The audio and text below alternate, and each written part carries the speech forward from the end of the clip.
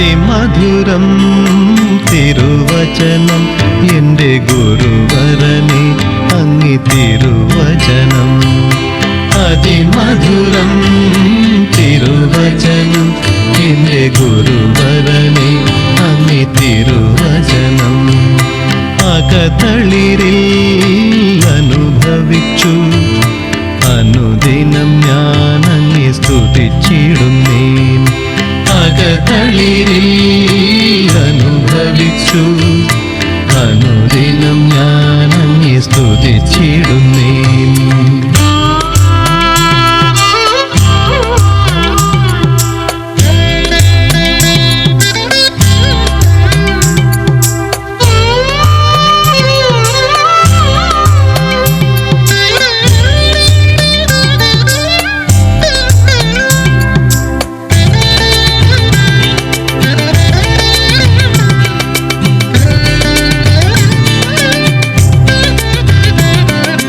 മതി വരുമോ മനതാരെങ്കിൽ മറക്കാവതോ പരമാനന്ദം.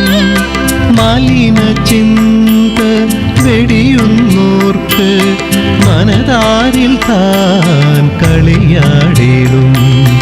അതിമധുരം തിരുവചനം എൻ്റെ ഗുരുവരനെ അങ്ങി തിരുവചനം.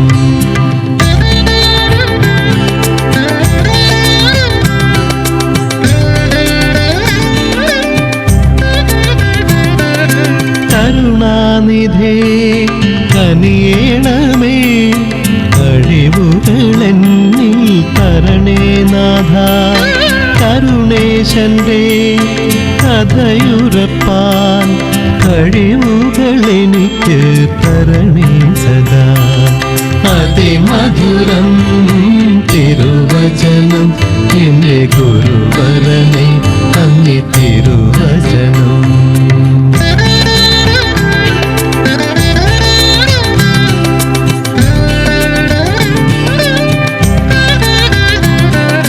കലിയുഗത്തിൽ കളങ്കം നീക്കാൻ ഖഡ്ഗയായുദിച്ച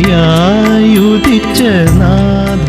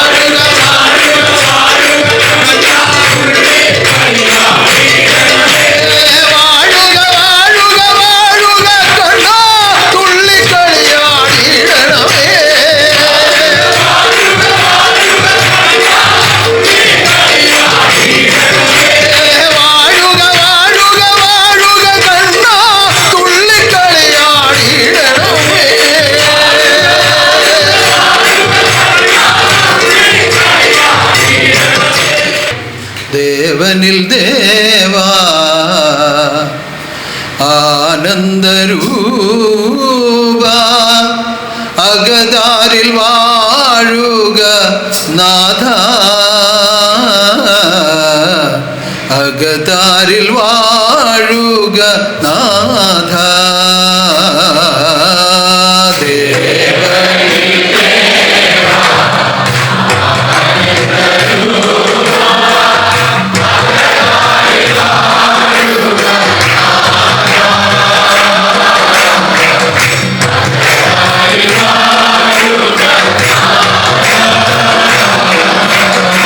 ദേവനിൽ ദേവാ ആനന്ദരൂപ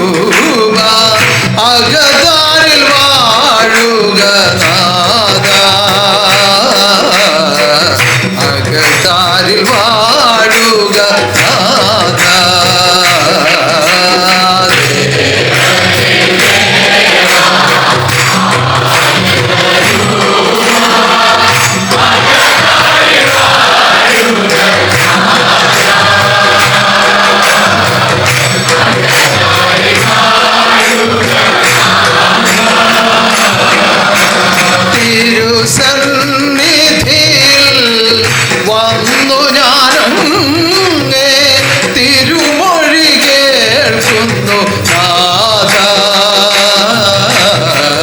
തിരുമൊഴി കേൾക്കുന്നു നാഥ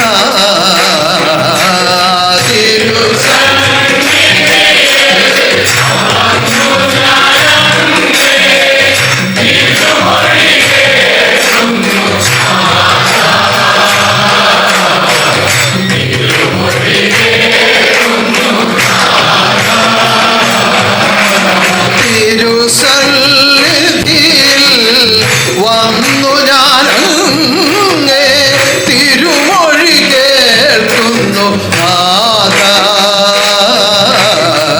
തിരുമൊഴി കേൾക്കുന്നു നാഥ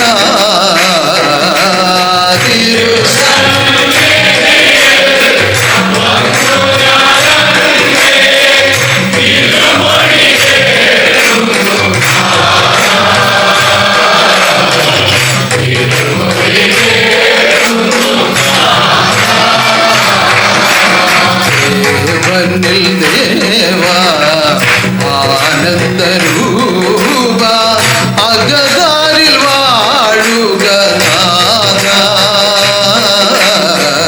അകതാരിൽ വാഴുക നാഥ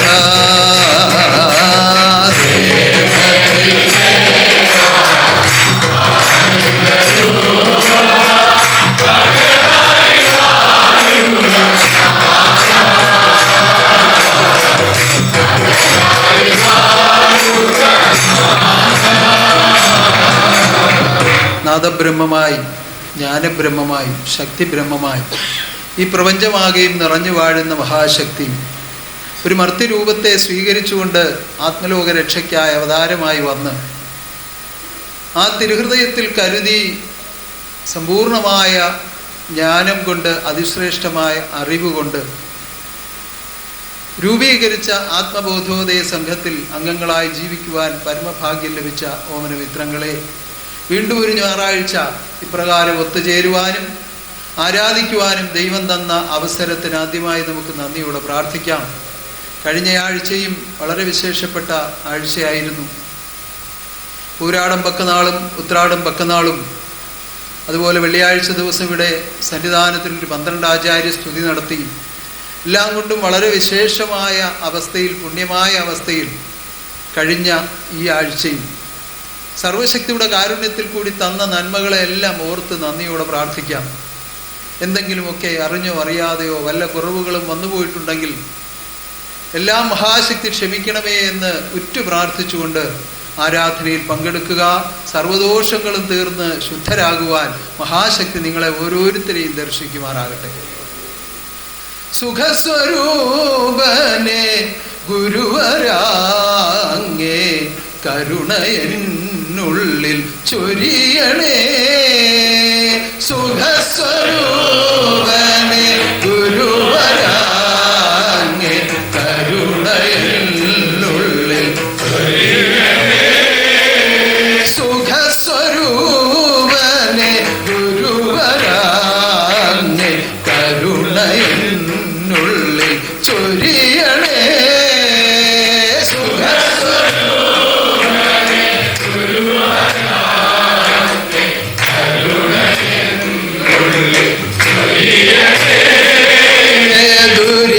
ദുരിതമാകെയും അകറ്റുവാനെന്നിൽ സുഖം നിറയ്ക്കണേ ഗുരുവരാ.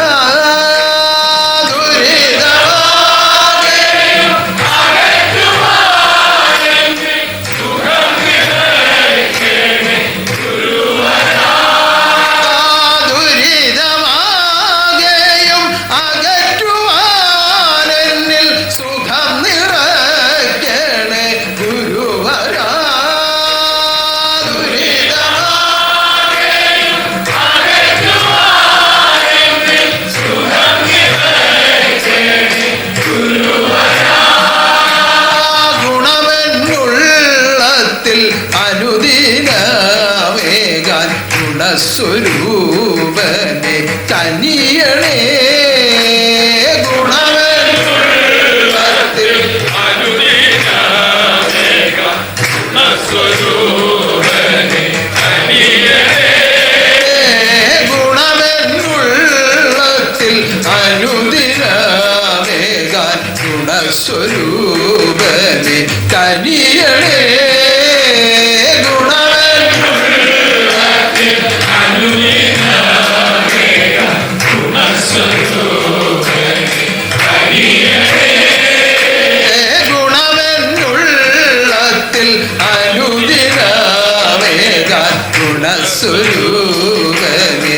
കനിയണേ.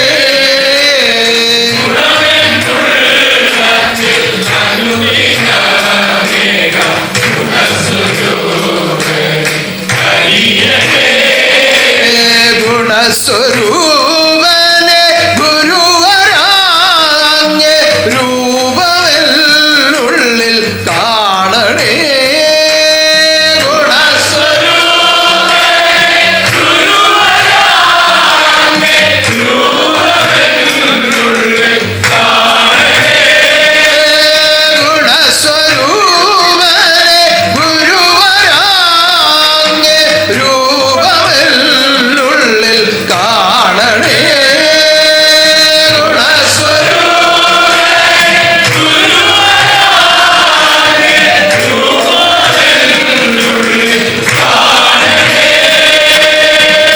ഇരുട്ട് മാറണമെങ്കിൽ പ്രകാശം വരണം, ദോഷം മാറണമെങ്കിൽ ഗുണം വരണം, ദുഃഖം മാറണമെങ്കിൽ സുഖം വരണം. ഇത് പ്രകൃതിയിൽ നിയമിച്ചിരിക്കുന്ന ഒരു നിയമമാണ്.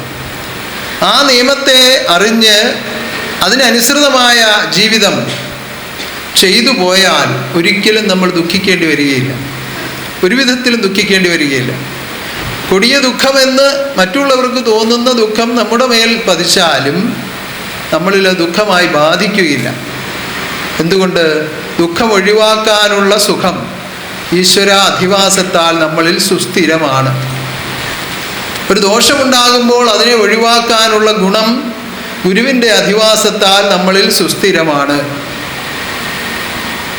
ആ വിധത്തിൽ അറിവാകുന്ന ഗുരുവിൻ്റെ അനുസരണയിൽ ജീവിക്കുന്നവർക്കൊക്കെയും ഗുണവും സുഖവും സർവ്വസൗഭാഗ്യങ്ങളും എപ്പോഴും നിറഞ്ഞ് നിറഞ്ഞ് കവിയുന്നത് അനുഭവമായിക്കൊണ്ടേയിരിക്കും. അങ്ങനെ ഗുണസമ്പൂർണതയിൽ ലയിച്ച് ജീവിക്കുന്ന ആത്മാക്കളാണ് എപ്പോഴും ഗുരുവിനെ സ്തുതിച്ചും ആരാധിച്ചും ലോകരംഗത്ത് ജീവിക്കുന്നത്. അങ്ങനെ ജീവിക്കുന്നതിനുള്ള ഒരു പരിശീലനമാണ് ഈ സ്ഥാപനത്തിലൂടെ ആത്മലോകത്തിലേക്ക് കൊടുത്തുകൊണ്ടിരിക്കുന്നത്. ആ അറിവിൽ കൂടി നിരന്തരം ജീവിക്കണം. അല്ലാതെ അറിവ് ഉണ്ട് എന്ന് നടിക്കുകയും അറിവുകേട് പ്രവർത്തിക്കുകയും ചെയ്താൽ അറിവാവുകയില്ല, അനുസരണയാവുകയില്ല. അറിവിൽ കൂടി നിരന്തരം ജീവിക്കുന്നവർക്ക് ഉന്നതമായ മഹാഭാഗ്യം അനുഭവിക്കുവാൻ പറ്റും.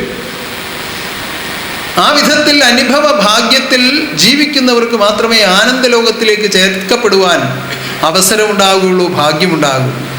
അങ്ങനെ ഓരോ ആത്മാവിനെയും കൃത്യമായ ആനന്ദത്തിൽ കൊണ്ടുവന്ന് എത്തിക്കുവാൻ ജഗദീശ്വരൻ നടത്തുന്ന ഈ അതിപ്രയത്നം നിങ്ങൾ തിരിച്ചറിയണം, വളരെ വ്യക്തമായി തിരിച്ചറിയണം.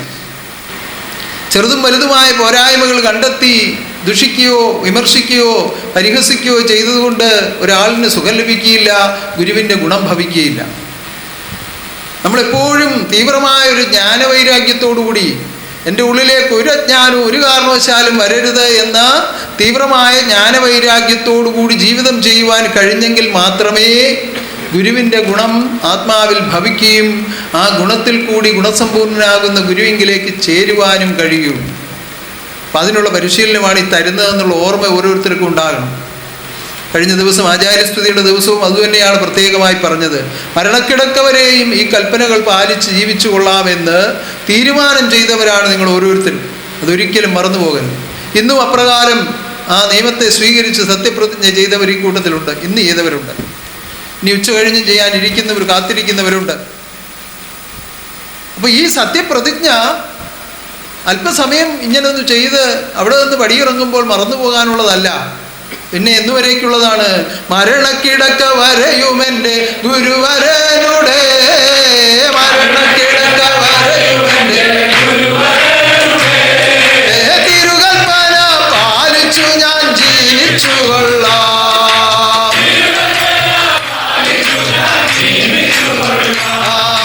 മരണക്കിടക്ക വരെയുമെൻ്റെ ഗുരുവരനുടെ, മരണക്കിടക്ക വരെയുമെൻ്റെ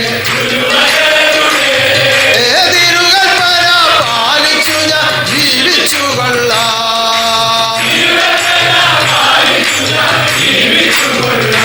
അപ്പോൾ കൽപ്പന പാലിച്ചും സൂക്ഷിച്ചും ജീവിക്കുന്നവർക്ക് എപ്പോഴും ഭാഗ്യമാണ്. ഇരുട്ടിൽ കഴിയുന്നവർക്ക് വെളിച്ചത്തിൻ്റെ ഗുണമറിയാത്തതുപോലെയാണ് അജ്ഞാനത്തിൽ കഴിയുന്നവർക്ക്, നിയമത്തെറ്റിൽ കൂടി ജീവിക്കുന്നവർക്ക് ഒരിക്കലും വെളിച്ചത്തിൻ്റെ ഗുണമറിയാൻ കഴിയില്ല. ഗുരുവിൻ്റെ മഹത്വം അറിയാൻ കഴിയില്ല, അതിൽ നിന്നുള്ള സുഖം അറിയാൻ കഴിയും. അപ്പം അങ്ങനെ അന്ധകാരപ്പെട്ടു പോകുവാനല്ല, ഉന്നതമായ ആ ജ്ഞാനപ്രകാശത്തിൽ ചേർന്ന് എപ്പോഴും സുഖം, എപ്പോഴും എപ്പോഴും എപ്പോഴും തേനിനേക്കാളും തേൻകട്ടയേക്കാളും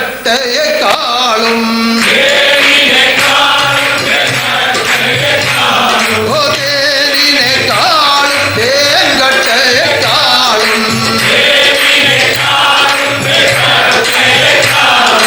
അതിമധുരം എൻ്റെ ഗുരുവിൻ്റെ തിരുമൊഴി, അതിമധുരം തേനിനേക്കാളും തേൻകട്ടയേക്കാളും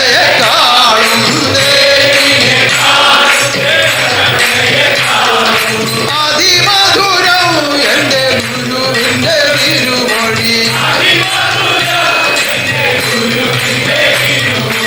അതു മതിയേ എനിക്കതു മതിയേ.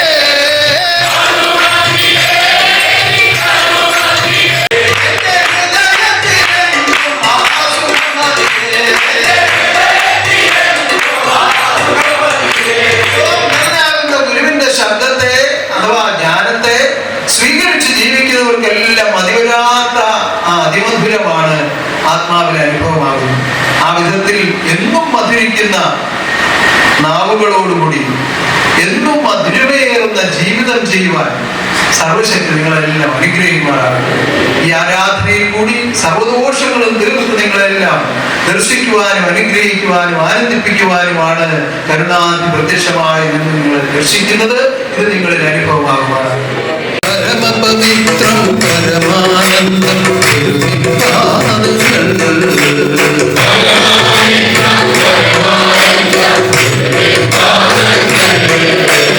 അവിടെ അണഞ്ഞാൽ അനുദിനമെന്നെ ആനന്ദം തന്നെ.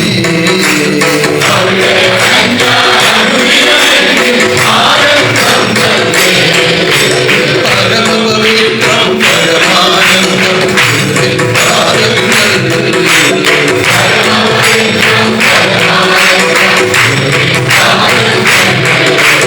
അവിടെ അണഞ്ഞാൽ അനുദിനമെന്നെ ആനന്ദം തന്നെ.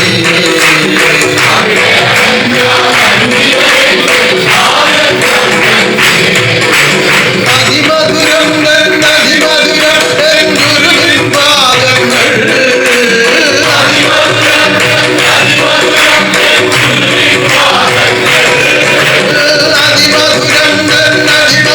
അതിമധുരം ഗുരുവിൻ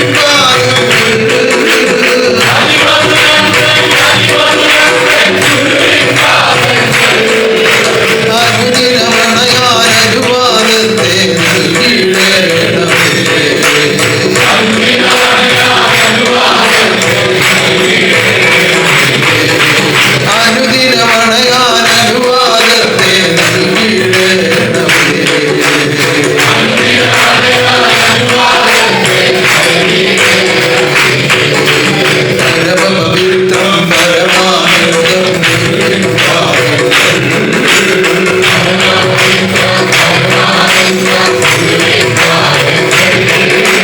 അവിടെ അണഞ്ഞാൽ അനുദിനമെന്നിൽ ആനന്ദം തന്നെ.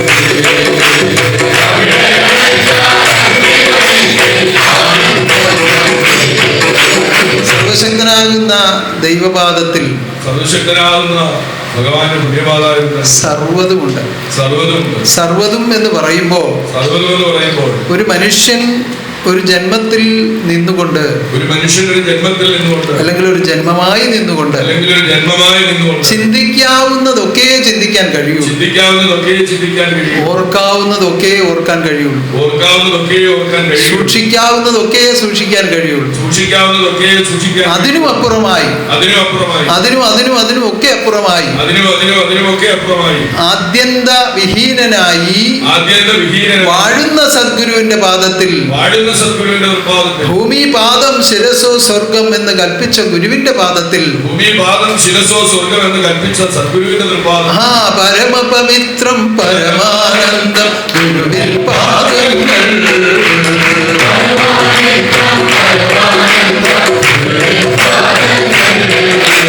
അവിടെ അണഞ്ഞാൽ അനുദിനമെന്നിൽ ആനന്ദം തന്നെ.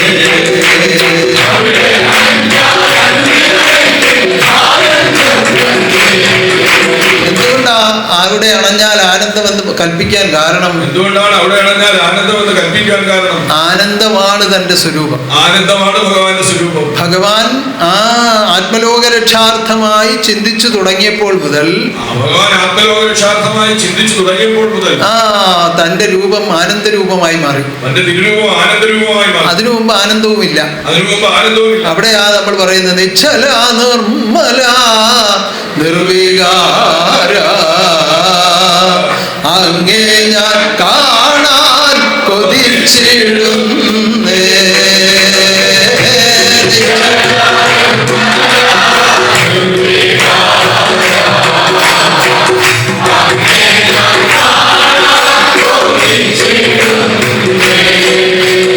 ആദ്യത്തെ അവസ്ഥ അതാണ്.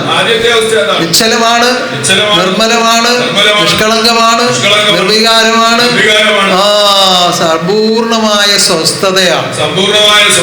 അവിടെ നിന്ന് താൻ ഉണർന്ന് തന്നെ ചിന്തിച്ചപ്പോഴാണ് തന്നെ അറിഞ്ഞോരറിവിൽ നിന്ന് ആത്മാക്കളാകെ ഉളവായി വന്നു. താൻ തന്നെ അറിഞ്ഞപ്പോൾ എന്താ അറിഞ്ഞത്? ആനന്ദമാണ് അറിഞ്ഞത്. ആ ആനന്ദത്തിൽ നിന്നു തന്നെ ലോകമുണ്ടായാതിൽ. ആനന്ദത്തിൽ നിന്നു തന്നെ ലോകമുണ്ടായാതിൽ.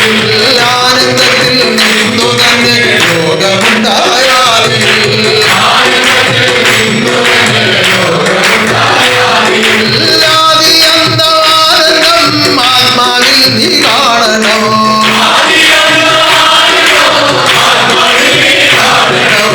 ആനന്ദത്തിൽ നിന്നു തന്നെ ലോകമുണ്ടായാതിൽ.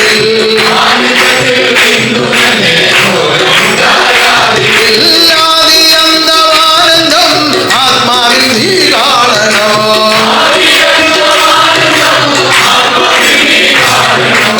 ആനന്ദ സ്വരൂപനോടു ചേർന്നു നീ വളരണം.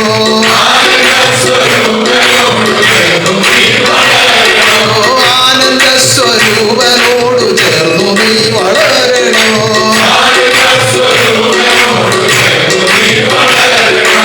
ആനന്ദമാം കർമ്മം ചെയ്തു നിത്യവും ഉയരണം.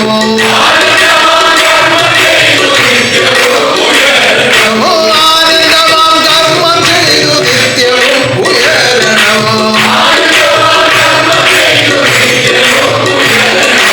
ആനന്ദ സ്വരൂപനോടു ചേർന്നു നീ വളരണം.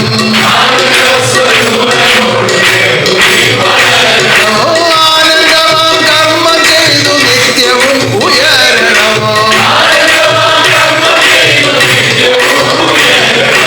ആത്മലോകം നിത്യാനന്ദമായി നിത്യം തീരുവാൻ. ആത്മലോകം നിത്യാനന്ദമായി നിത്യം തീരുവാൻ. നിത്യാനന്ദ രൂപനിതാ ലോകത്തിലുദയമായി.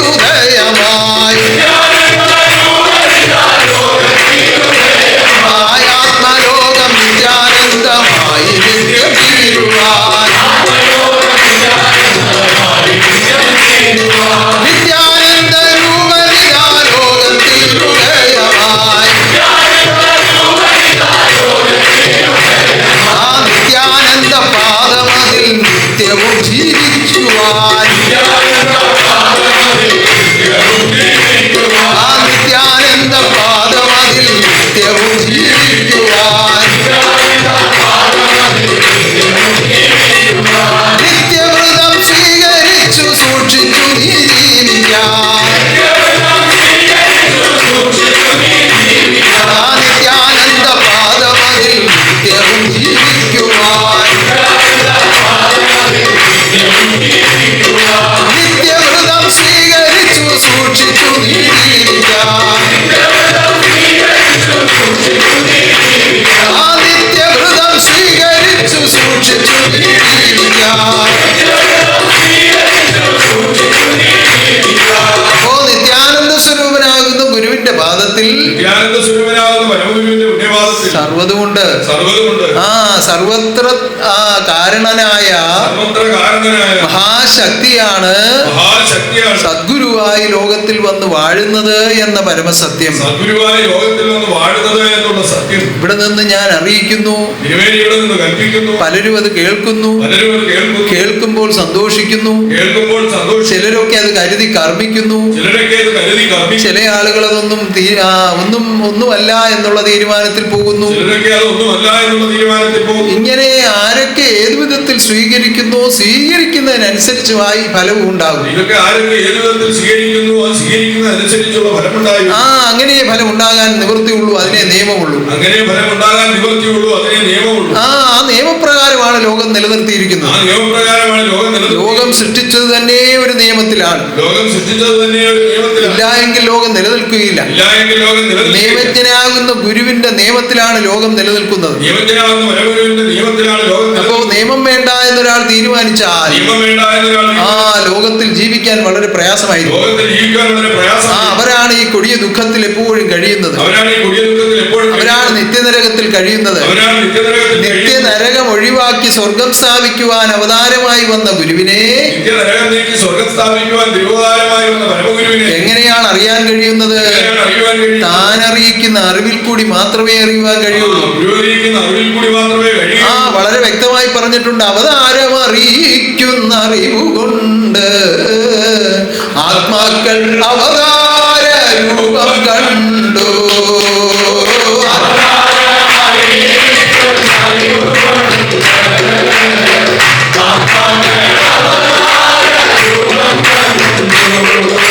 അവിടെയാണ് ഗുരുവിന്റെ ജ്ഞാനത്തിന്റെ പ്രാധാന്യം. ജ്ഞാനം ഗ്രഹിക്കുന്നവർക്ക് മാത്രമേ തന്റെ രൂപത്തെ കാണാൻ കഴിയൂ. ഈ ലോകത്തിൽ ഇങ്ങനെ ജീവിച്ചു പോകുന്നതിന് ഇപ്പൊ ഗുരുവിന്റെ രൂപം കാണേണ്ട കാര്യമല്ലോ. എനിക്ക് തിന്നാനും കുടിക്കാനും ഉടുക്കാനും ഒക്കെ ഉണ്ട്. നല്ലൊരു ജോലിയുണ്ട്, ശമ്പളമുണ്ട്, ഭാര്യയുണ്ട്, മക്കളുണ്ട്, എല്ലാ സൗഭാഗ്യങ്ങളും ഉണ്ട്. ഇതിന്റെ ഇടയിൽ കൂടെ എന്തിനാ ഗുരുവിനെ കൂടെ കയറ്റി വെക്കുന്നത്? അങ്ങനെ ചിന്തിക്കുന്നവരുമുണ്ട്. എന്തുകൊണ്ട്? അവരാ ഇരുട്ടിലാണ് കഴിഞ്ഞുകൂടുന്നത്. വെളിച്ചം അങ്ങോട്ട് തീണ്ടിയിട്ട് പോലുമില്ല. നമ്മൾ ഇരുട്ടുള്ള ഒരു മുറിയിൽ ചില സുഷിരങ്ങളിലൂടെ സൂര്യപ്രകാശം കടന്നു വന്നാലും ആ മുറിയിൽ ചെറിയ വെളിച്ചം കിട്ടും. അതുപോലും ഇല്ലാത്ത ചില സന്താനങ്ങളുണ്ട്. അവരെ മായയിലങ്ങനെ മറഞ്ഞിരുന്ന് ഉറങ്ങുകയാണ്. അവരെ ആ ഉറക്കത്തിൽ നിന്ന് തട്ടി ഉണർത്താനാണ് നമ്മൾ ഈ ഗംഭീരാരവം വെച്ച് ആരാധനകളൊക്കെ നടത്തുന്നത്. ആ ഉള്ളിലേക്ക് അല്പമായെങ്കിലും ഇതൊന്ന് കടക്കട്ടെ, ഈ പ്രകാശം ഒന്ന് കടക്കട്ടെ. അതിനുവേണ്ടി ശക്തിയായി പറയുകയും ശക്തിയായി പ്രാർത്ഥിക്കുകയും ഒക്കെ ചെയ്യുകയാണ്. കടക്കട്ടെ ഉള്ളിൽ സർവജ്ഞാനം, വസിക്കട്ടെ ഉള്ളിൽ സർവശക്തി. കടക്കട്ടെ ഉള്ളിൽ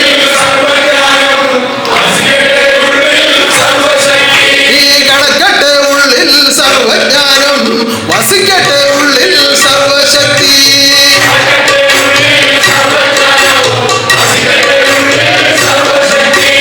സർവജ്ഞാനം അങ്ങോട്ട് ശക്തിയായി ഭവിച്ചു കഴിഞ്ഞാൽ ആ അവസ്ഥകളൊക്കെ അങ്ങ് മാറും.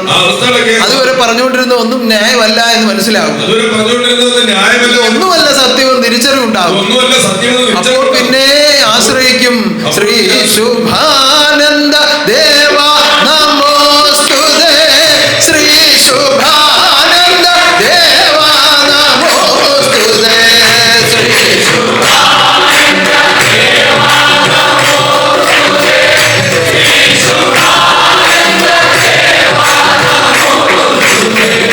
പ്രതിപാദത്തിൽ വന്നു. ആശ്രയിച്ച് അപേക്ഷിച്ച് പലവിധ ഗുണങ്ങളും സൗഭാഗ്യങ്ങളും ഉണ്ടായ ചില വ്യക്തികൾ ചേർന്ന് ഒരാളിനോട് പറഞ്ഞു, ഭക്ത, ഞങ്ങളുടെ ആശ്രമത്തിൽ വന്ന് ഗുരുവിനേക്കാൾ നിങ്ങളുടെ ദുഃഖമെല്ലാം മാറും. ഞാൻ മനുഷ്യദൈവങ്ങളെ ഒന്നും ആരാധിക്കുകയില്ല. അപ്പോ 10 വർഷം കഴിഞ്ഞപ്പോ എവിടെ നിന്നോ ഒരു വെളിച്ചം ഈ ആത്മാവിലേക്ക് തട്ടി. എങ്ങനെ തട്ടി? ജീവിത പ്രാരാബ്ദങ്ങൾ കൊണ്ട് മനസ്സിൽ ദുഃഖം വന്ന് വന്ന് വന്ന് വന്ന് ചിന്തിക്കാൻ തുടങ്ങി. കൊടിയ ദുഃഖങ്ങൾ വധിച്ചപ്പോൾ ദൈവത്തിന്റെ കാരുണ്യമില്ലാതെ ജീവിക്കാൻ കഴിയുകയില്ല എന്ന് തീരുമാനമുണ്ടായി. അപ്പോൾ 10 വർഷം മുമ്പ് പരിചയപ്പെട്ടവരെ പോയി കാണുകയാണ്. അവരോട് പറയാണ്, ഞാനൂടെ നിങ്ങളുടെ ആശ്രമത്തിൽ ഒന്ന് വന്നോട്ടെ. അവര് പറഞ്ഞു, അതിനെന്താ വന്നാട്ടെ, ഞങ്ങൾ നേരത്തെ പറഞ്ഞല്ലോ ഇത്രയും വർഷം നഷ്ടമായിപ്പോയില്ലോ, എന്നാലും കുഴപ്പമില്ല, വന്നാട്ടെ. ഓ, വന്നു, കണ്ടു. ആരെ കണ്ടു? ശുഭാനന്ദ രൂപത്തെ കണ്ടു. പാദപദ്മം നമിച്ചിടുന്നു സദാ പരമാത്മാവേ.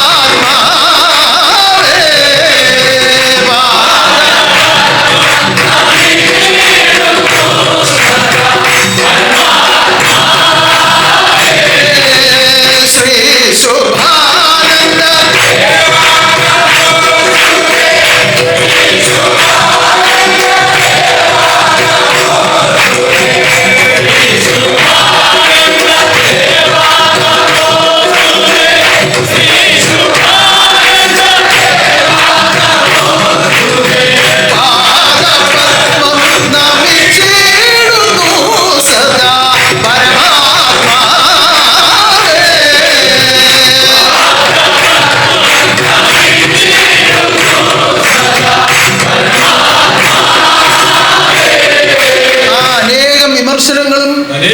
പരിഹാസങ്ങളും ഒക്കെയായി നിന്ന ജാള്യതയോടുകൂടിയാണ് വന്നത്.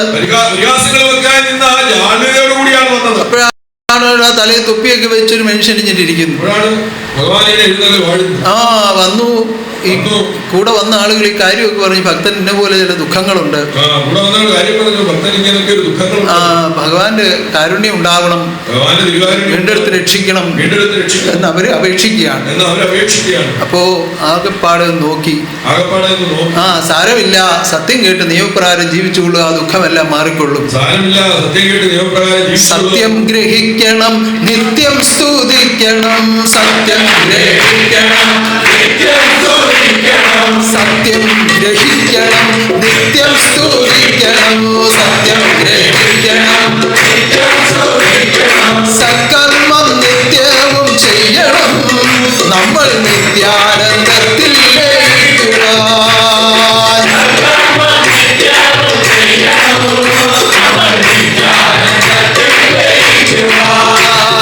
സത്യം ഗ്രഹിക്കണം, നിത്യം സ്തുതിക്കണം, സൽക്കർമ്മം നിത്യവും ചെയ്യണം, നമ്മൾ നിത്യാനന്ദത്തിൽ ലയിക്കുവാൻ.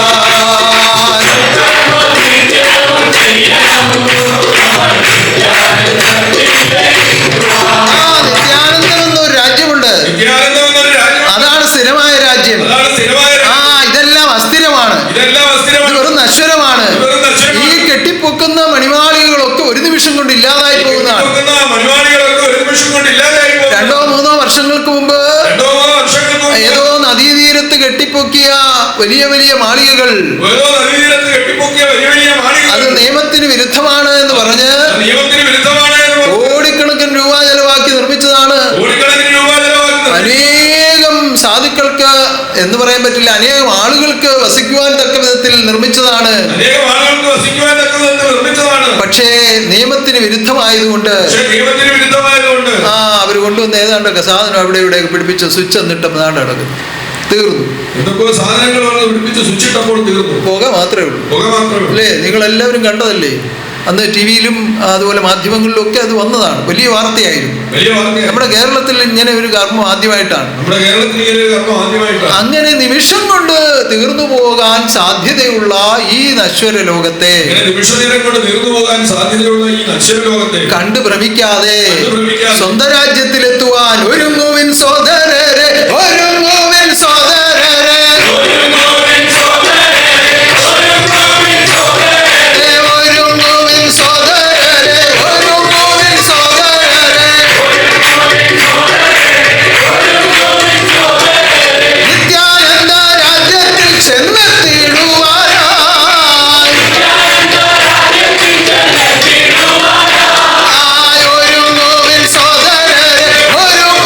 സോദരരെ.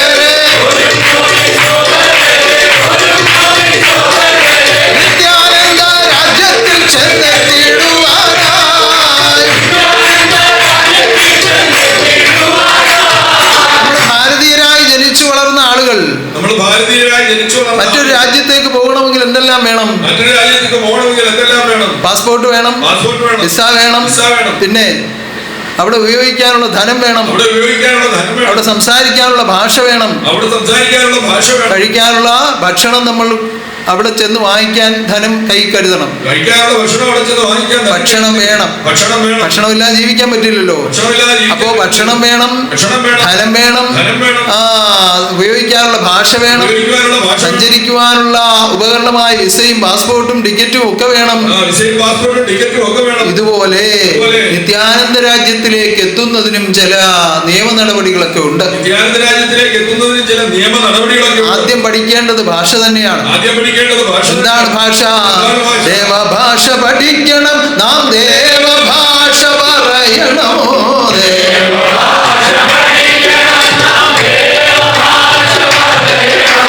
ദേവഭാഷ തന്നെയല്ലോ ആത്മഭാഷയായത്.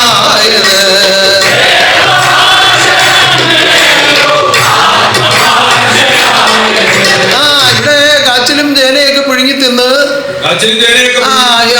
നാടൻ രുചികളൊക്കെ ആയിട്ട് കഴിഞ്ഞുകൂടിയ ഒരാളിന് പെട്ടെന്ന് അങ്ങോട്ട് ചെന്നില്ലേ കറക്കുന്നതും പൊടിക്കുന്നതും പുക പറക്കുന്നതും ഒക്കെ അങ്ങോട്ട് വാരി തിന്നാൽ ചിലപ്പോൾ വയറിളകി നാശമായി ആശുപത്രിയിലായി പോകും.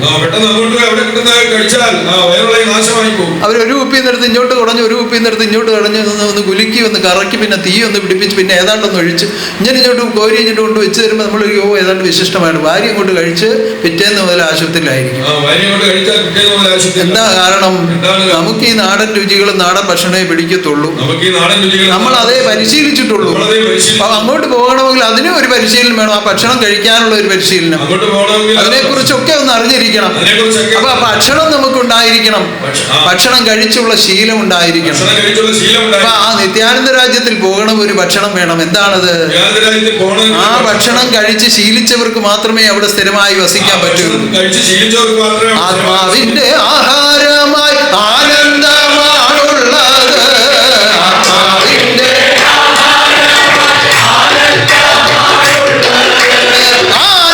ആനന്ദമില്ലാതെ പോയാൽ ആത്മാവ് ദുഃഖിക്കുന്നു.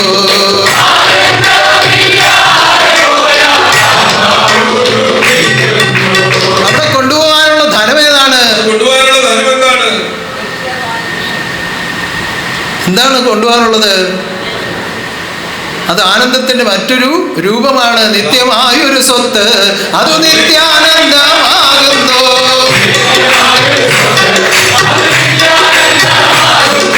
നിത്യമായൊരു സ്വത്ത് അത് നിത്യാനന്ദമാകുന്നു.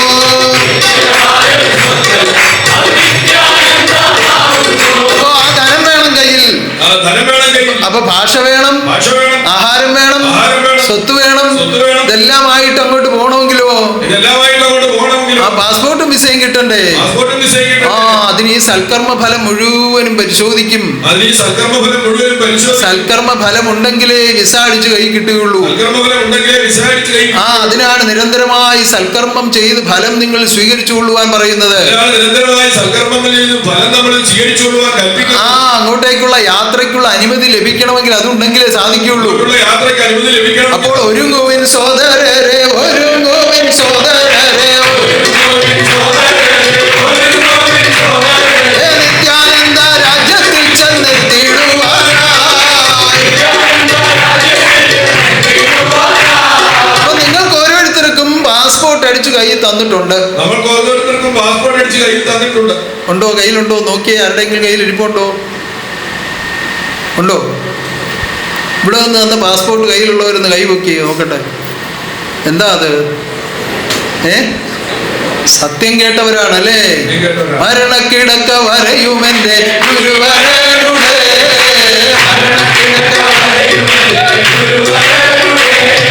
തിരുകൽപ്പന പാലിച്ചു ഞാൻ ജീവിച്ചു കൊള്ളാം.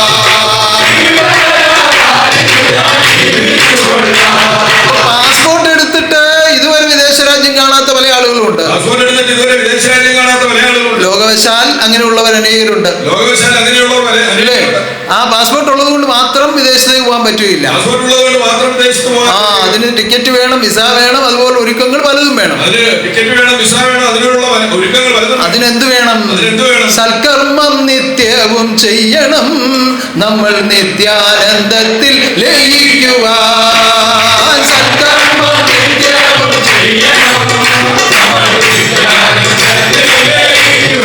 ചെയ്യണം, നിരന്തരമായ സൽക്കർമ്മം ചെയ്യണം. ഞാൻ കഴിഞ്ഞ ആഴ്ച ഒരു നല്ല കർമ്മം ചെയ്തു. ഇന്ന് എനിക്ക് വിശ്രമിക്കുക എന്ന് പറയാൻ പറ്റുമോ? ദേഹമിരിക്കുന്ന നാൾ വരെയും കർമ്മവും ആർക്കും ഒടുങ്ങുന്നില്ല.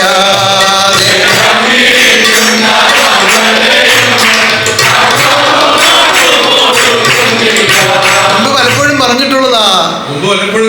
ആദ്യ ശരീരവാഴ്ചയിൽ എന്റെ സെക്രട്ടറി ആയിരുന്ന നീലകണ്ഠ തീർത്ഥര് തിരിച്ചു വരവിൽ എന്റെ മുന്നിൽ വന്ന് വളരെ വൃദ്ധനായിരിക്കുമ്പോ പറഞ്ഞു, ഭഗവാനെ, എനിക്ക് ഒരു കർമ്മവും ചെയ്യാനുള്ള ആരോഗ്യമില്ല, ഞാൻ എന്താ ചെയ്യുക എന്ന് പറഞ്ഞപ്പോ, തീർത്ഥരെ, ആ പുല്ല് കുനിഞ്ഞങ്ങ് എടുക്കാൻ പറ്റുമെങ്കിൽ എടുത്തേക്കണം, ഇല്ലെങ്കിൽ ആരെ കൊണ്ടെങ്കിലും ഇടിപ്പിച്ചു കളയണം. അപ്പോഴും വെറുതെ ഇരിക്കാൻ പറഞ്ഞില്ല.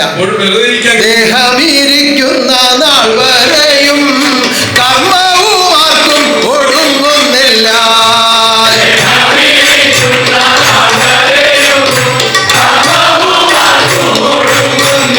അപ്പോ സ്വസ്ഥമായിട്ടിരിക്കാമെന്ന്, സമാധാനമായിട്ടിരിക്കാം എന്ന് ചിന്തിക്കുന്നവർ, നാട്ടുഭാഷയിൽ പറയുന്ന പോലെ വെറുതെ ഇരിക്കുന്നതാണ് സുഖം എന്ന് ചിന്തിക്കാതെ, ജോലിക്ക് സുഖം വെറുതെ ഇരിക്കുന്നതാണ് എന്ന് ഒരു നാടൻ പ്രയോഗമുണ്ട്. അങ്ങനെയല്ല, എപ്പോഴും കർമ്മം ചെയ്യുവാൻ സന്നദ്ധരാകണം. വില്ലാളി വീരനായ അർജുനനെ കൊണ്ട് കൃഷ്ണൻ ഏത് പ്രകാരത്തിലാണോ യുദ്ധം ചെയ്യിച്ചത്, നിങ്ങൾ ഓരോരുത്തരും ധീരരായി യുദ്ധരംഗത്ത് നിന്നുകൊണ്ട് എന്താണ് നിങ്ങൾ ചെയ്യുന്ന യുദ്ധം? അധർമ്മത്തോട് യുദ്ധം ചെയ്യുകയാണ്. ധർമ്മയുദ്ധം നടക്കുകയാണ്. ധർമ്മബോധസ്വരൂപനാകുന്ന ഗുരുവിന്റെ ജ്ഞാനം ഗ്രഹിച്ച് അധർമ്മത്തോട് നമ്മൾ യുദ്ധം ചെയ്യുകയാണ്. അങ്ങനെ യുദ്ധം ചെയ്തെങ്കിലേ അധർമ്മം ഒടുങ്ങുകയുള്ളൂ, എങ്കിലേ ധർമ്മം പുനഃസ്ഥാപിക്കപ്പെടുകയുള്ളൂ, എങ്കിലേ ആത്മലോകം രക്ഷ പ്രാപിക്കപ്പെടുകയുള്ളൂ, എങ്കിലേ ആത്മാവ് ഉണർന്ന് പരമാത്മാവിലേക്ക് ലയിക്കുകയുള്ളൂ. അതുകൊണ്ട് സത്യം ഗ്രഹിക്കണം, നിത്യം സ്തുതിക്കണം, സൽക്കർമ്മം നിത്യവും ചെയ്യണം, നമ്മൾ നിത്യാനന്ദത്തിൽ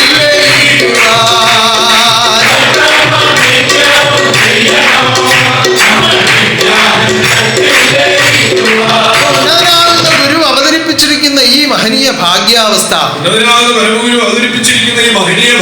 അറിയിക്കുന്ന അറിവുകളെ സ്വീകരിച്ച് പ്രവർത്തിക്കുന്നവർക്ക് ബോധ്യപ്പെടും. ഈ ലോകത്തിൽ വന്ന് ജന്മമെടുത്ത് പല മാതാപിതാക്കൾക്ക് ജന്മമെടുത്ത് വളർന്നു വരുമ്പോ, പല സാഹചര്യങ്ങളിലൂടെ കടന്നു വരുമ്പോ, അറിഞ്ഞും അറിയാതെയും പല കാര്യങ്ങളും നമ്മുടെ കൂടെ വരും. അതിന്റെ പേരാണ് ഉണ്ടായ അറിവ്. എല്ലാം ഉണ്ടായ അറിവാണ്. ഇപ്പോ ഈ സംസാരിക്കാൻ ഉപയോഗിക്കുന്ന ഭാഷ പോലും ഉണ്ടായ അറിവാണ്. ഓരോ രാജ്യങ്ങളിലും ആ വിധത്തിൽ ഉപയോഗിക്കുന്ന ഭാഷ ഉണ്ടായതാണ്. ആഹാരം പാചകം ചെയ്യാൻ ഉപയോഗിക്കുന്ന വിദ്യ അത് ഉണ്ടായതാണ്. ഈ മൈക്കിൽ കൂടി സംസാരിച്ചാൽ ഇങ്ങനെ ശബ്ദമത് വർദ്ധിപ്പിച്ച് സ്പീക്കറിലൂടെ പുറത്ത് കേൾപ്പിക്കാം എന്നൊരു വിദ്യ കണ്ടുപിടിച്ചത് ഉണ്ടായ അറിവാണ്.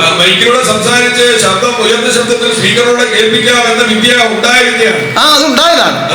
അതുപോലെ ഇന്ന് നിങ്ങൾ കാണുന്ന ഓരോ വസ്തുക്കളെയും എടുത്ത് ചിന്തിച്ചോളൂ, അതെല്ലാം ഉണ്ടായതാണ്. നിങ്ങൾ ഉപയോഗിക്കുന്ന വസ്ത്രം, നിങ്ങൾ ഉപയോഗിക്കുന്ന വാച്ച്, ആഭരണങ്ങൾ, ചെരുപ്പ് എന്ന് വേണ്ട എന്തെല്ലാം നിങ്ങളോടുകൂടി നിങ്ങൾ ഈ കണ്ണുകൊണ്ട് എന്തെല്ലാം കാണുന്നതെല്ലാം ഉണ്ടായതാണ്. ഞാൻ ഉപയോഗിക്കുന്ന ഈ ശരീരവും ഉണ്ടായതാണ്. ഉണ്ടായ കണ്ണുകൊണ്ട്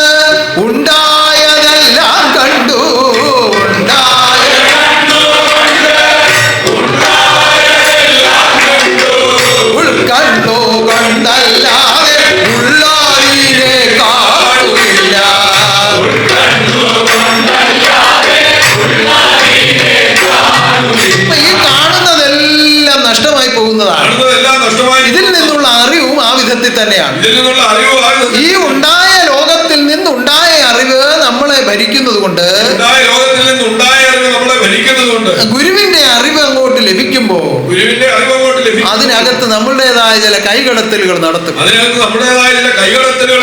ചില സ്ഥലങ്ങളിലൊക്കെ നിങ്ങൾ കണ്ടിട്ടുണ്ടാവും, പാല് വിൽക്കാൻ ചില ആളുകളിലേക്ക് കൊടുത്തുവിടും. ചില സ്ഥലത്ത് നമ്മൾ കണ്ടിട്ടുണ്ടാവും, പാല് വിൽക്കാൻ ചില ആളുകളിലേക്ക് കൊടുത്തുവിടും. 2-3 കുപ്പിക്കകത്താക്കി പാല് കൊടുത്തുവിടും. 2-3 കുപ്പിക്കകത്താക്കി പാല്. പോകുന്ന വഴിക്കാണ് ഈ കൊണ്ടുപോകുന്ന ആളുടെ വീട്. പോകുന്ന വഴിക്കാണ് കൊണ്ടുപോകുന്ന ആളുടെ വീട്. അപ്പൊ അവിടുന്ന് ഒരാളൊരു പാത്രമായിട്ട് നിൽക്കും. അവിടുന്ന് ഒരാളൊരു പാത്രമായിട്ട് ഈ 3 കുപ്പിയിൽ നിന്ന് കുറച്ച പാല് അതിനകത്ത് ഒഴിച്ചു കൊടുക്കും. 3 കുപ്പിയിൽ നിന്ന് കുറച്ച പാല് അതിനകത്ത് ഒഴിച്ചു. എന്നിട്ട് അങ്ങോട്ട് പോകുന്ന വഴിക്ക് തോട്ടിലൊന്ന് മുക്കും. അങ്ങോട്ട് പോകുന്ന വഴിക്ക് തോട്ടിലൊന്ന് മുക്കും. അപ്പൊ പാല് ഫുള്ളായില്ലയോ? എന്താ ഈ അവസ്ഥ? എന്താ അത്? വെള്ളം കലർന്ന പാലാണ്. ആദ്യം കൊടുത്തതോ ശുദ്ധമായ പാലായി. അതിലേക്കൊരു കലർപ്പുണ്ടായി. വെള്ളമാണ് കലർത്തിയത്. ഒരിക്കൽ ഒരാളിനോട് ഭഗവാൻ ചോദിച്ചു, അല്ല ഭക്ത, ഈ പാലിനകത്ത് വെള്ളം ചേർത്താണോ കൊടുക്കുന്നത്? ഭഗവാനെ, പാലിനകത്ത് വെള്ളമല്ലാതെ വേറെ എന്തോ ചേർക്കും. അത് അദ്ദേഹത്തിന്റെ വിഷമം. പാലിനകത്ത് വെള്ളമല്ലാതെ എന്ത് ചേർക്കും? ഒരു ഭക്തൻ മറുപടി ചോദിച്ചതാണ്. എന്ന് പറഞ്ഞതുപോലെ ഈ കുപ്പി ചെന്ന് മുക്കിയപ്പോ പാലങ്ങ് ഫുള്ളായി. തോട്ടിലെ വെള്ളം പാലിനോട് ചേർന്നു, പാലായി. ഇതുപോലെ അവരവരുടെ കയ്യിലിരിക്കുന്ന ബുദ്ധി ഇതിനകത്ത് കലർത്തുമ്പോ ഗുരുവിന്റെ അറിവിന് വേണ്ട വിധത്തിൽ അനുഭവം കിട്ടാതെ പോകും. ആ അറിവിൽ നിന്നുള്ള ഫലം വേണ്ട വിധത്തിൽ കിട്ടാതെ പോകും. പിന്നെ എന്ത് പറയും? ഇപ്പൊ ഈ പാല് കൊണ്ടു കൊടുത്ത് കടക്കാരൻ ചായ കഴിച്ചു, നാട്ടുകാരെല്ലാം കൂടെ ചീത്തവിളി തുടങ്ങി. ഓ, എന്തോ ചായ ചെയ്ത് നിങ്ങൾ കണ്ടില്ലേ, ഞാൻ 1/2 ഗ്ലാസ് പാലിനകത്ത് ചായ എടുത്തത്, നിങ്ങൾ എന്തോ ഈ പറയുന്നു? അപ്പൊ കുടിക്കുന്ന ആൾ പറയുമോ, ഇത് ഒരു വായിക്കും കൊള്ളത്തില്ല, നിങ്ങൾ കാണാൻ വയ്യ. അപ്പൊ എനിക്കറിയാൻ വയ്യ, ഇപ്പൊ വെള്ളം ചേർത്ത് കൊണ്ടിരുന്ന പാലായിരിക്കും എന്ന് കടക്കാരൻ പറയും. ഇങ്ങനെ അവിടെയും തർക്കമായി. എന്താ കാരണം? ഗുണമേന്മ കുറയുകയാണ്. എന്തുകൊണ്ട്? മായം കലർന്നത് കൊണ്ടാണ്. അപ്പൊ മായം കലരാത്ത ജ്ഞാനം കൊണ്ട് ആത്മാവിനെ രക്ഷിക്കുവാൻ വന്ന ഗുരുവിന്റെ ജ്ഞാനം, മായം കലർത്താതെ സ്വീകരിക്കാൻ നിങ്ങൾക്ക് കഴിവുണ്ടാകണം. ആ അല്പബുദ്ധിയൊന്നും ഇതിനകത്ത് കടത്തരുത്. ഭഗവാൻ വളരെ വ്യക്തമായി പറഞ്ഞു, മന്ദബുദ്ധികളായിടാതെ നാമെല്ലാം ഉന്നത ചിന്തകരായിടണം.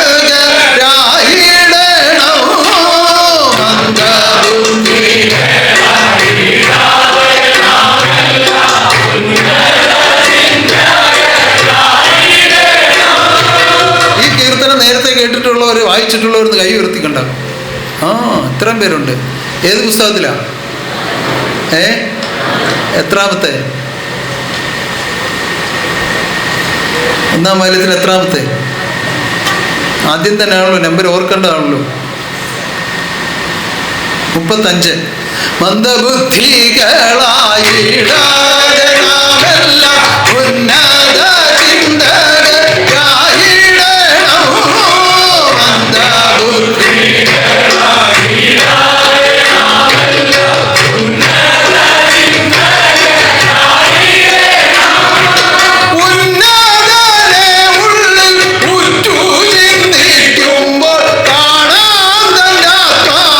പൂർണ്ണരൂപം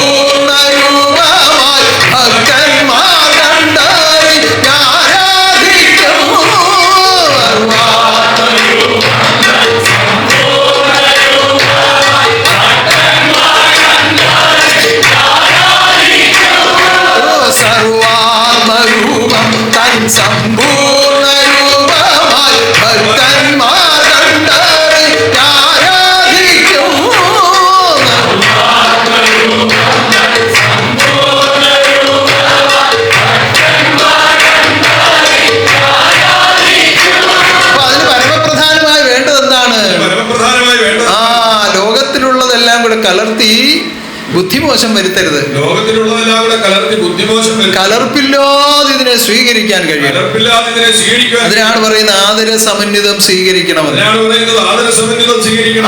ഗുരു ഒരു അറിവ് നൽകുന്നു. ഗുരു ഒരു അറിവ് ദാനം ചെയ്യുന്നു. അത് പരബ്രഹ്മസ്വരൂപമാകുന്ന പരമഗുരുവാണ് എനിക്ക് ആ അറിവ് തന്നതെന്നുള്ള ഓർമ്മയോടുകൂടി, പരബ്രഹ്മസ്വരൂപമാകുന്ന പരമഗുരുവാണ് എനിക്ക് ആ അറിവ് തന്നതെന്നുള്ള ഓർമ്മയോട്, ആ ഭക്തിയോടുകൂടി ആദര സമന്വിതം അതിനെ സ്വീകരിച്ച് അടിവിട തെറ്റാതെ അതിനെ പാലിച്ച് മുന്നോട്ട് ജീവിക്കുമ്പോൾ ആ ഗുരുവിന്റെ ശബ്ദത്തിൽ അടങ്ങിയിരുന്നതായ ശക്തി നിന്റെ ആത്മാവിൽ ആദ്യം പ്രതിധ്വനിക്കും. ആ ശക്തി നിന്നിൽ ആവിർഭവിക്കുമ്പോൾ ആ ഉന്നതമായ ജ്ഞാനത്തിന്റെ തിരമാലകൾ നിനക്ക് എണ്ണി എണ്ണി എണ്ണി എടുക്കാൻ കഴിയും. ആ ജ്ഞാനത്തിൽ കൂടി നിനക്ക് ഉന്നതമായ സൽക്കർമ്മങ്ങൾ ചെയ്യുവാനുള്ള പ്രാപ്തി ഉണ്ടാകും. ആ സൽക്കർമ്മത്തിന്റെ ഫലമായി നിന്നിൽ സൽഗുണങ്ങൾ വർദ്ധിക്കും. ആ സൽഗുണത്തിന്റെ വർധനവിലാണ് തത്വചിന്ത ഉണ്ടാകുന്നത്. ആ തത്വചിന്തയിൽ കൂടിയാണ് നിന്നിൽ നിഷ്കളങ്കത്വം പ്രാപിക്കുന്നത്. ആ നിഷ്കളങ്കത്വത്തെയാണ് നീ മറ്റുള്ളവരിലേക്ക് പ്രകാശിപ്പിക്കേണ്ടത്. ആ നിഷ്കളങ്കത്വം അതേ നിലയിൽ മറ്റൊരാത്മാവിലേക്ക് പ്രകാശിപ്പിക്കുവാനുള്ള ഭാഗ്യം നിനക്കുണ്ടാകുമ്പോൾ നീ നിത്യശാന്തിയിൽ എത്തി നിൽക്കും. ആ നിത്യശാന്തിയിൽ നിന്നുകൊണ്ട് അതേ കർമ്മം വീണ്ടും തുടരുമ്പോൾ നീ നിത്യാനന്ദത്തിലേക്ക് ചേരുന്നതായി നിനക്ക് അനുഭവമാകും. നിത്യാനന്ദ സ്വർഗസുഖത്തിൽ നിത്യവും ജീവിക്കുവാൻ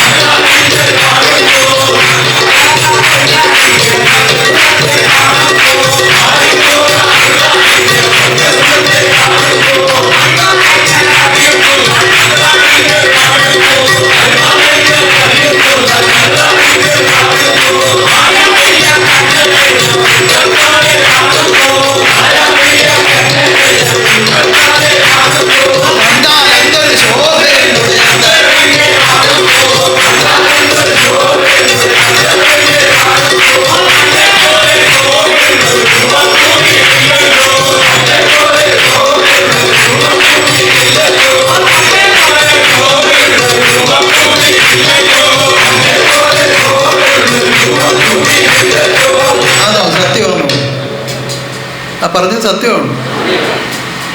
എത്ര പേര് കണ്ടു?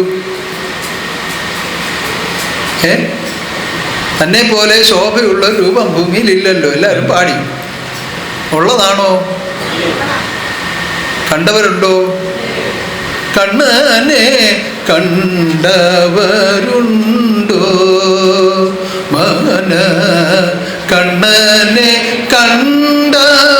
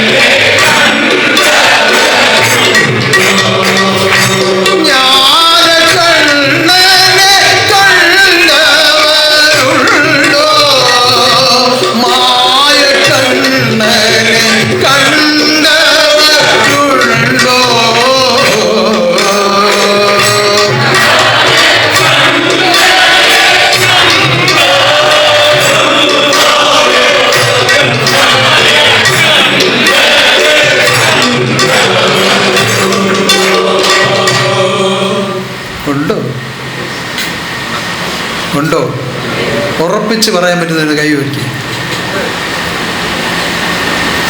ഈ കൂട്ടത്തിൽ കൈ പൊക്കാത്തവരെല്ലാം ഒന്ന് കൈ പൊക്കി. രണ്ടിലും പൊക്കാത്തവരെ എന്താ പറയണം? കണ്ടെന്ന് പറയാൻ ധൈര്യം ഉണ്ടായവരും കണ്ടില്ലെന്ന് പറയാൻ ധൈര്യം ഉണ്ടായവരും, ഇത് രണ്ടിലും ഇല്ലാത്തവരെ എന്ത് പറയണം? രണ്ടർത്ഥത്തിൽ നിങ്ങൾക്ക് ധൈര്യപൂർവ്വം പറയാം. ഒന്ന്, സാക്ഷാൽ ജഗദീശ്വരൻ പരബ്രഹ്മസ്വരൂപമാണ്, മർത്യാകൃതിയിൽ വാഴുന്നതെന്ന പരമസത്യം തിരിച്ചറിഞ്ഞവർക്ക് ഈ കാണുന്ന കാഴ്ച കണ്ണനെ കണ്ടതായി തന്നെ അനുഭവിക്കും.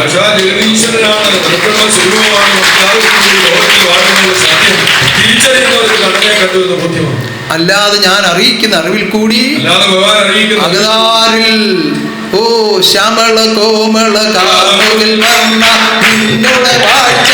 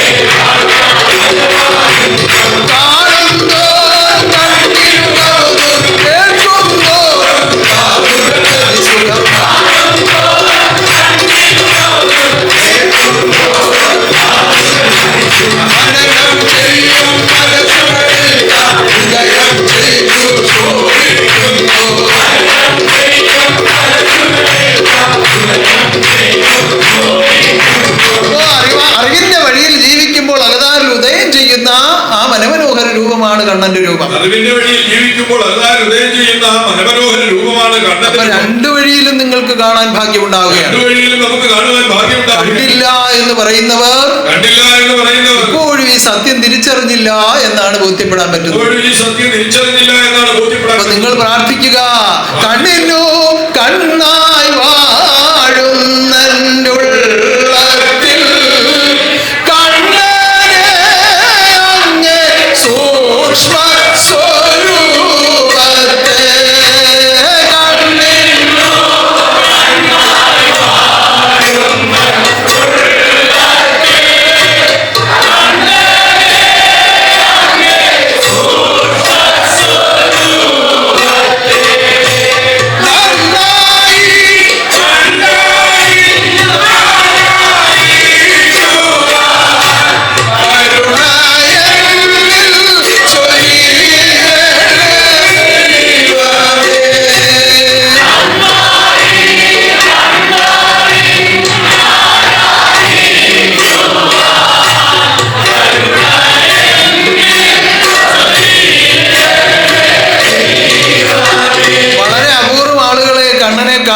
ഭഗവാനെ കാണണമെന്നുള്ള ആഗ്രഹത്തോടു കൂടി ഇവിടെ വന്നിട്ടുള്ളൂ. അറിയാതെ വന്ന് മൂടപ്പുറത്ത് കയറിയവരാകും പല ആളുകളും. മൂടപ്പുറത്ത് മൂട എന്ന് പറഞ്ഞാൽ ഈ നെല്ല് കൂട്ടിയിടുന്ന കൊയ്ത കണ്ടത്തിൽ നെല്ലെല്ലാം കൂടി ഇതിനെ കൂട്ടിയിടും, അതിനാ മൂട എന്ന് പറയുന്നത്. അപ്പൊ ഒരു കള്ളം വന്നു, ആളുകൾ നിൽക്കുന്നതിനോട് ഓടി കയറിയത് എവിടാ? കള്ളന്റെ ലക്ഷ്യം നെല്ല് മോഷ്ടിക്കുക എന്നുള്ള. ഓടിച്ചെന്ന് കയറിയ എവിടാ? മൂടയുടെ പുറത്താ. അപ്പോ വരിക്കണോ പോയാ പോരെ എന്ന് പറഞ്ഞതുപോലെ പലരും വന്നത് പല ദുഃഖദുരിതങ്ങളിൽ നിന്ന് മോചനം നേടാനാണ്.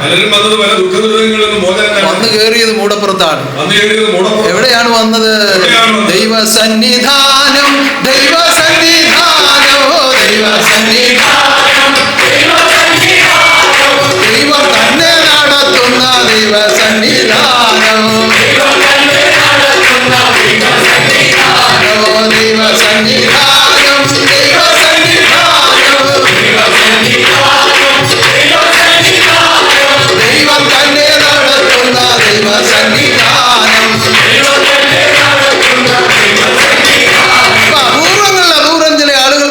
ഭഗവാനെ കാണണമെന്നുള്ള ആവശ്യം ഉന്നയിച്ചിട്ടുള്ളത്.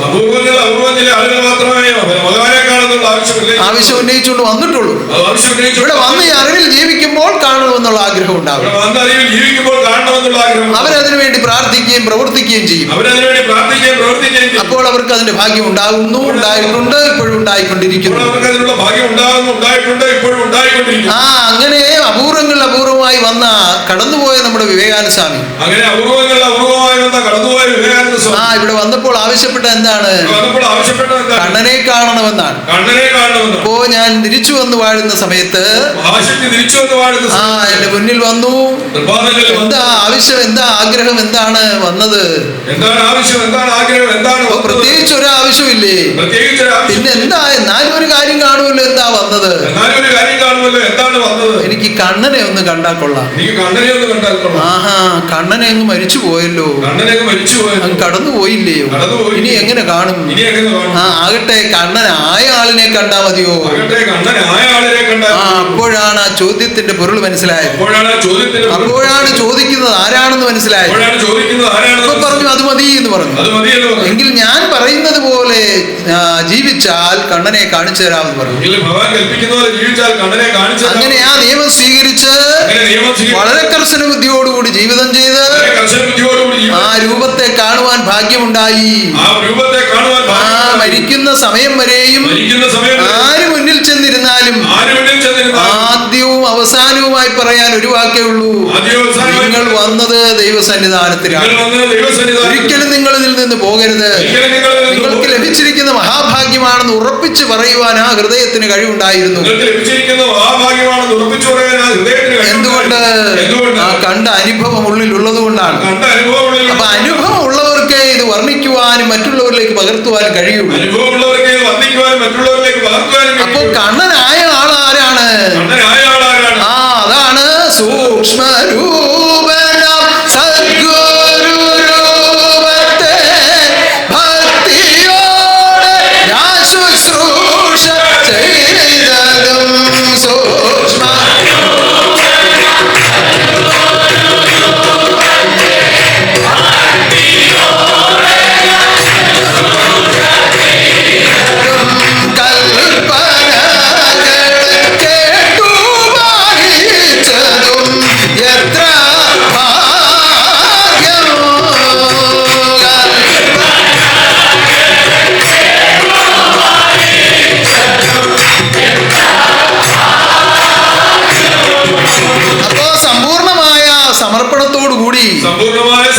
സൂക്ഷ്മസ്വരൂപനാകുന്ന ഈശ്വര രൂപത്തെ ആരാധിച്ചും ആശ്രയിച്ചും ജീവിതം ചെയ്താൽ ഉന്നതമായ മഹാഭാഗ്യം നിങ്ങൾക്ക് അനുഭവിക്കുവാൻ കഴിയും. തർക്കമില്ലാതെ നിങ്ങൾ അത് വിശ്വസിച്ചുകൊള്ളുക, ആശ്രയിച്ചുകൊള്ളുക. ആരാധ്യരൂപൻ നിങ്ങളുടെ ആത്മാവിൽ സ്ഥിരമായി വാഴുമാറാകട്ടെ.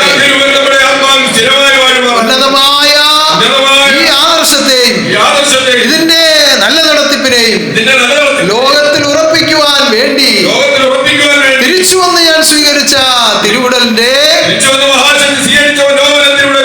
101ാമത് ഉത്രാടം ജന്മനക്ഷത്രമാണ് നിങ്ങൾ ആഘോഷിക്കുവാൻ ആഗ്രഹിച്ചുകൊണ്ട് ഒരുങ്ങുന്നത്. എല്ലാം ഉന്നതമായി നടത്തണമെന്ന് ആഗ്രഹമുള്ളവരൊന്ന് കൈവർത്തിക്കണ്ടാകും. എങ്കിൽ നിങ്ങൾ ഒരുങ്ങിക്കൊള്ളുക, ഹൃദയം ഒരുങ്ങട്ടെ. പരിശുദ്ധ ഹൃദയങ്ങളെ ഏകോപിച്ച് ഗുരുവിന്റെ ജന്മദിനം ആഘോഷിക്കുവാൻ അനുവാദം തരട്ടെ. ബാഹ്യവും ആന്തരികവുമായി എന്തെല്ലാം കാര്യങ്ങൾ ഒരുക്കപ്പെടണമോ എല്ലാം പ്രകൃതിയിൽ കൂടി ഒരുക്കപ്പെടട്ടെ. അത്ഭുതമായെല്ലാം ഒരുക്കപ്പെടട്ടെ. അത്ഭുത പുരുഷൻ, അമാനുഷികൻ, ആനന്ദവല്ലഭൻ, ആത്മരക്ഷകൻ തിരിച്ചു വന്ന് ലോകത്തിൽ വാണിരുന്നു എന്ന് വിശ്വസിക്കുന്ന എന്റെ ഭക്തമിത്രങ്ങളെ, നിങ്ങൾ ഒരുമിച്ചൊരുങ്ങിക്കൊള്ളുക. ആ പ്രൗഢിക്ക് അനുസരണമായ നിലയിൽ, ആ മഹത്വത്തിന് അനുയോജ്യമായ നിലയിൽ സർവ്വ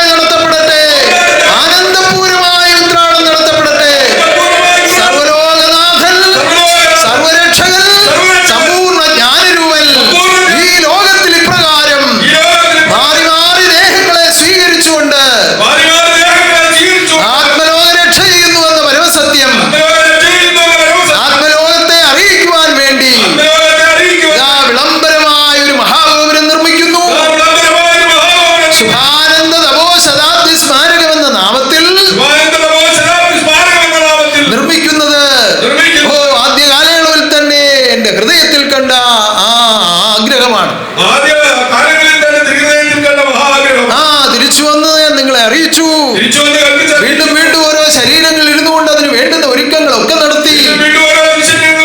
ഇന്നതാ നിങ്ങൾക്കായി രൂപീകരിക്കുന്നു.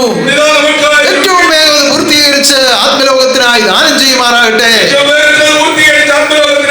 ഓ ആത്മദീപം എന്ന ഒരു പ്രത്യേക ഹൃദയത്തെ, ആ ഒരു വിജ്ഞാന ഹൃദയത്തെ, ആ ഒരു പരിശുദ്ധ ഹൃദയത്തെ അതിനായി സ്വീകരിച്ച് ആ ഉന്നതമായ കർമ്മങ്ങൾക്കായി നിലനിർത്തിയിരിക്കുന്നു. അതിൽ കൂടി അത് പൂർത്തീകരിച്ചുകൊണ്ടിരിക്കുന്നു.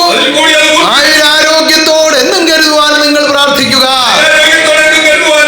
അതുപോലെ രാജഗോപാലിനെയും ആ കുടുംബത്തെയും സ്ഥപതികളെയും ശില്പികളെയും എല്ലാവരെയും ഒന്നുപോലെ ജഗദീശ്വരൻ കരുതുമാറാകട്ടെ.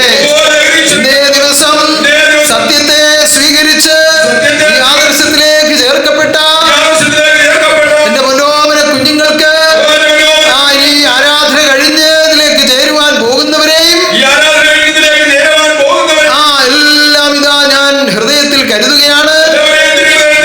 സത്യമായി ജീവിച്ച് നിത്യാനന്ദ രാജ്യത്തിൽ എത്തിച്ചേരുവാൻ ജഗദീശ്വരൻ നിങ്ങളെ അനുഗ്രഹിക്കട്ടെ. ഇന്നേ ദിവസം അർപ്പിച്ച നേർച്ചകളെല്ലാം ഞാനിതാ സ്വീകരിക്കുന്നു. ഏവരെയും ആളാം പ്രതി ദർശിക്കുന്നു, അനുഗ്രഹിക്കുന്നു. ഈ ആനന്ദം നിങ്ങൾ നിലനിൽക്കുമാറാകട്ടെ, സർവദാ നിലനിൽക്കുമാറാകട്ടെ.